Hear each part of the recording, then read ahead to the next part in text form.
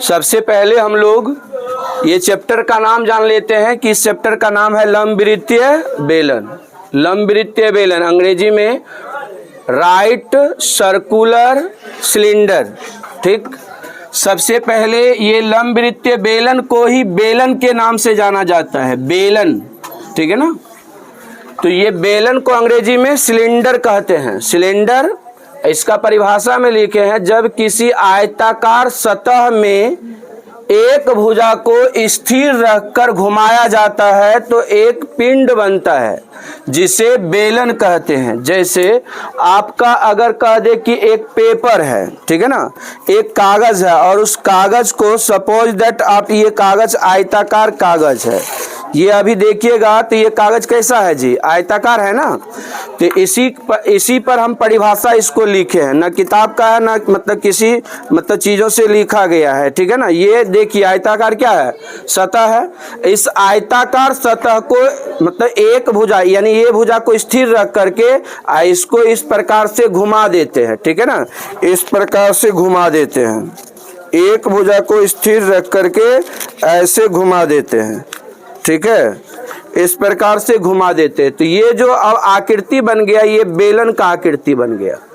ठीक है ना, तो इसलिए इसका परिभाषा में लिखे हैं, जब किसी आयताकार सतह में एक भुजा को स्थिर रखकर घुमाया जाता है, एक भुजा को स्थिर रख करके घुमाया जाता है, एक पिंड बनता है। पिंड मतलब एक वस्तु बनता है जिसे बेलन कहते हैं या लंबवृत्तीय बेलन कहा जाता है। बेलन को ही लंबवृत्तीय बेलन कहा जाता है। ठीक है, तो ये बेलन का आकृति बनाया गया है। सबसे पहले इस आकृति को समझ लीजिए।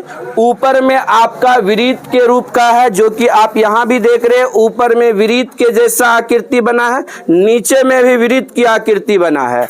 ये जो है चारों तरफ से घुमाया गया है सतह को। ठीक है ना, इस पर बहुत सारा सवाल भी बनेगा, इसकी कंसेप्ट अगर दिमाग में रहेगा तो। ठीक है ना, तो ऊपर में वृत्त है और नीचे में भी वृत्त है, और ये सतह है ना, ये आयताकार सतह का है, ये घुमा हुआ। हाँ, जैसे एक चदरा है और चदरा को पूरा घुमा दिए। ठीक है ना, तो ये एक मतलब क्या बन जाएगा पता है ना, क्या बन जाएगा, बेलन बन जाएगा। चादर मतलब चदरा देखते हैं ना, और चदरा का ड्राम बना देते हैं ना, तो वो ड्राम जो देख रहा है ना, वो ड्राम को कहते हैं बेलन। गणित में क्या बोलते हैं, बेलन।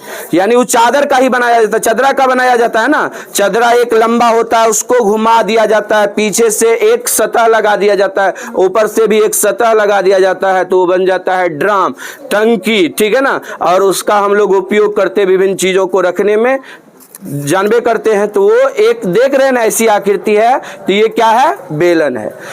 तो बेलन के नीचे वृत्त है, ऊपर भी वृत्त है, और इधर जो सतह है ये आयताकार सतह को घुमाया गया है। ठीक है ना, तो यहाँ देखिए, यहाँ भी त्रिज्या है, यहाँ भी त्रिज्या है। ये जो त्रिज्या है वो वृत्त का त्रिज्या है, या कहे इस बेलन का त्रिज्या है। ठीक है ना, और यहाँ से यहाँ तक इसका ऊंचाई हो गया। ठीक, तो हम लोग को इसमें विशेष याद यही रखना है कि इसका फॉर्मूला क्या क्या होता है। बेलन का वक्रपृष्ठ क्षेत्रफल, ये याद रखना है कि इसका सूत्र होता है 2πRh। बेलन का वक्रपृष्ठ क्षेत्रफल का सूत्र होता है 2πRh। बेलन का कुल पृष्ठ क्षेत्रफल का सूत्र होता है 2πr × r+h। यह सूत्र को याद रखना है। तीसरा नंबर में सूत्र लिखे हैं, बेलन का आयतन बराबर πr² सूत्र होता है। खोखले बेलन का आयतन बराबर pi capital R² h minus pi small r² h, ऐसे याद रखेंगे। फिर खोखले बेलन का कुल पृष्ठ क्षेत्रफल 2π × कैपिटल R जोड़ small r × capital R minus small r+h, ये फॉर्मूला। तो ये कुल मिलाकर के 5 फॉर्मूला है। ठीक है ना, जिनमें से यह 3 फॉर्मूला बहुत इंपॉर्टेंट है। ये 3 फॉर्मूला से बहुत सारा सवाल बनाया जाएगा। पहला, बेलन का वक्रपृष्ठ क्षेत्रफल 2πRh, बेलन का कुल पृष्ठ क्षेत्रफल 2πr × r+h।